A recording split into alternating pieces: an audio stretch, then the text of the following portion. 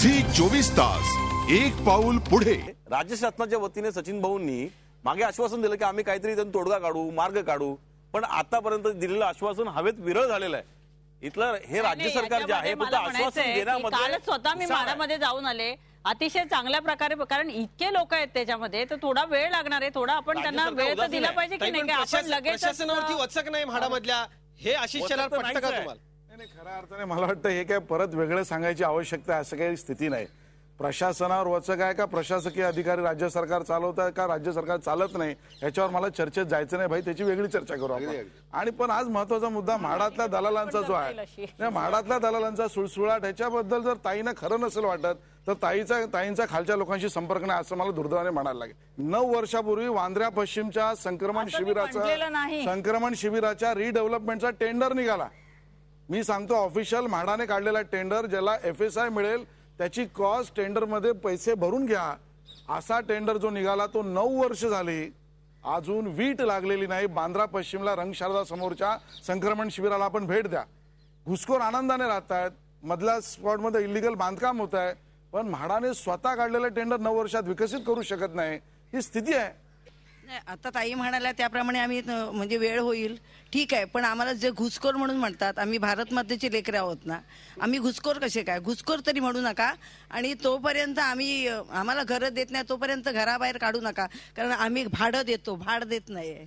निश्चित हा अत्यंत स्वागतार्ह मुद्दा आहे भाई, तुमच्याकडे मेल, कारण ही सगळी मराठी मंडळी आहेत आणि त्यांना घुसखोर म्हणू नका अशी त्यांची एक मागणी आहे। या सगळ्यांना आम्ही घुसखोर म्हटलं, आम्ही तुम्हाला सुरुवातीलाच सांगितलं, फक्त सुरुवातीलाच सांगितलं की या मराठी माणसांना, या मराठी कुटुंबांना घर देण्याचं पवित्र काम आम्हीच केलं, हे मुद्दाम सांगितलं। 56च्या 56 सगळ्या या सरकार तुमचंच होतं, हो ना, म्हणूनच ना।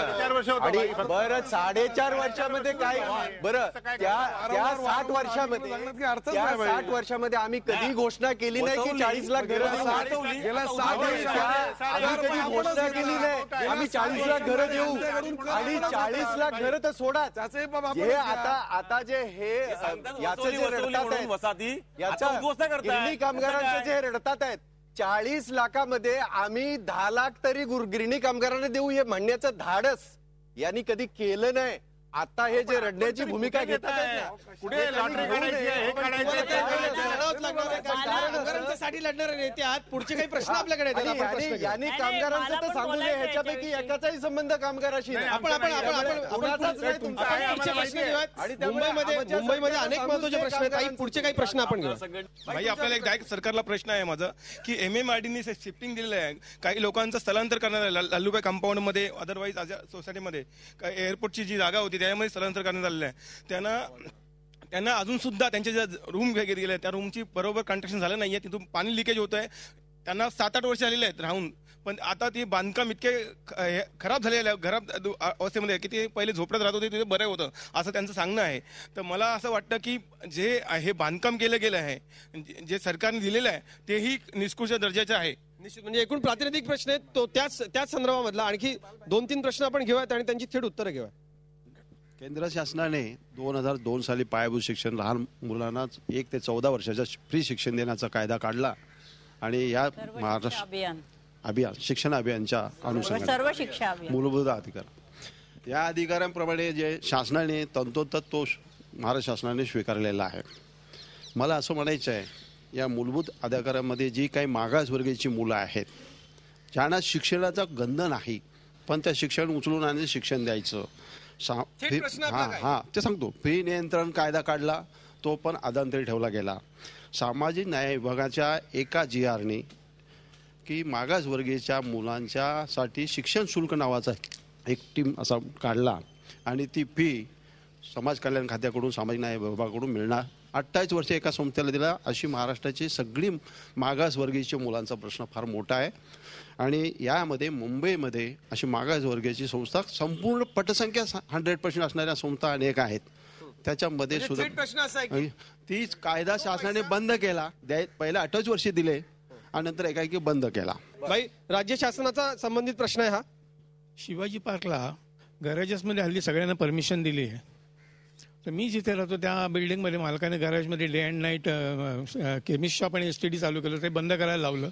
12-13 वर्षांनी त्यांना परत परमिशन कशी मिळाली, कारण ते डॉक्टर आहेत, तर त्यांना खास प्रॅक्टिस क्लिनिक उघडण्यासाठी परमिशन आहे का हे मला जाणून घ्यायचं आहे. ठीक, आपण याचे उत्तर घेऊयात. अशी परमिशन मिळू शकते का आशिष शेलार मंगेश सांगे, तुम्ही ताई महापालिकेमध्ये तुम्ही अनेक वर्ष काम केलंय, असं कसं काय झालं किंवा होऊ शकतं का, याचं उत्तर आपण घेऊयात. पुतळे मुंबईतले आहेत, ते महापालिकेच्या अंतर्गत आहेत आणि त्याला कोणताही आर्किओलॉजीचा किंवा कसला काय लोकमान्य टिळकांचा पुतळा सुद्धा अजून असुरक्षित आहे.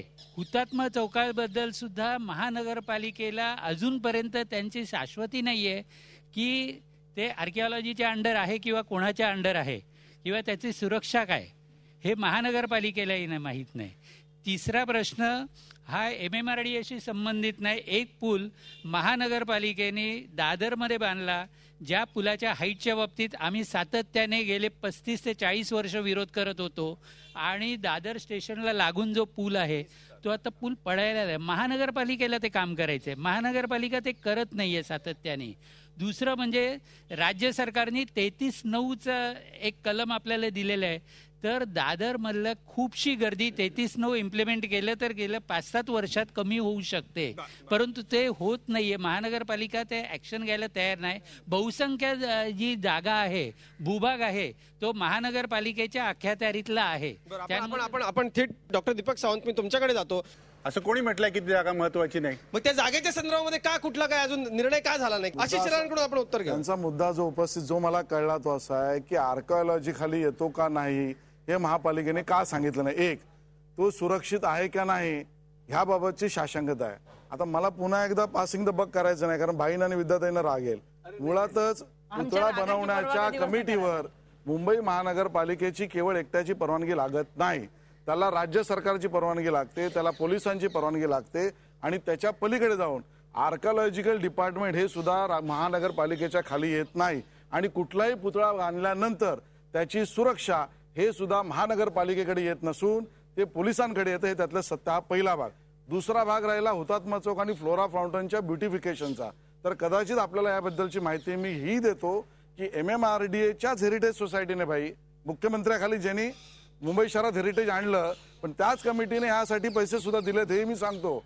आणि ज्यामध्ये 20% वाटा मुंबई महानगरपालिकेचा, 70% वाटा हा प्रत्यक्षात राज्य सरकारच्या MMRDAचा आणि 10% त्याला ब्युटिफिकेशनला ह्या प्रायव्हेट पार्टीचा असा त्यातला होतोय. त्यामुळे हुतात्मा चौकाबद्दल उदासीन राज्य सरकार किंवा महानगरपालिका आहे हे एका अर्थाने कमी माहितीच्या आधारावर केलेलं वाक्य असं माझं पहिलं मत आहे. दुसरा त्यामधला मुद्दा जो यांनी विचारला की डॉक्टरांना क्लिनिक उघडण्याची सोय आहे का, तर त्याला सुप्रीम कोर्टाची गाईडलाईन आलेली आहे. एक नवीन आता कायदा येतोय ज्यामध्ये क्लिनिक्स, डिस्पेन्सरीज किंवा नर्सिंग होम याबाबतीत डॉक्टर दीपक सावंत सांगतील त्या आधारावर सगळी नियमावली बनणारच आहे. त्या आधारावर सगळ्या परमिशनची एका अर्थाने भूमिका बनणार आहे. तर मला असं वाटतं की मग दादरचा ब्रिजच्या विषयाबद्दलची भूमिका मांडली.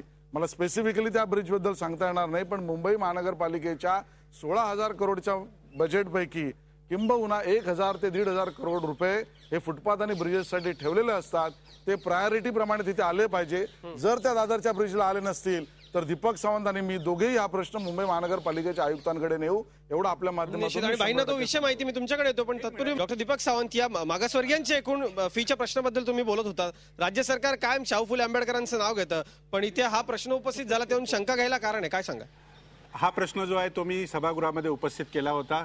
त्याच्यानंतर सभापतींनी याच्यावरती एक स्पेशल मीटिंग बोलवली होती, पण मात्र समाज कल्याण अधिकाऱ्यांनी असं सांगितलं की तो GR होता, तो GR आता अस्तित्वात नाहीये, त्यामुळे आम्ही या विद्यार्थ्यांची फी देऊ शकत नाही. पण हे चुकीचं होतं, हे चुकीचं होतं.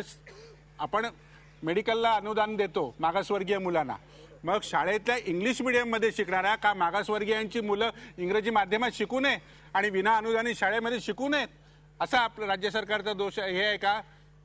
तर त्यासाठी या मुलांचा काय दोष आहे? या मुलांनी, या पालकांनी आपली मुलं विना अनुदानित खाजगी महाविद्यालयात किंवा खाजगी शाळेमध्ये टाकली, तर त्यांची फी राज्य शासनाने द्यायला नको का? एक छोटासा ब्रेक घेतोय, लगेचच परतूयात. कुठे जाऊ नका, पाहत राहा आपला शहर आपला आवाज. झी 24 तास, एक पाऊल पुढे.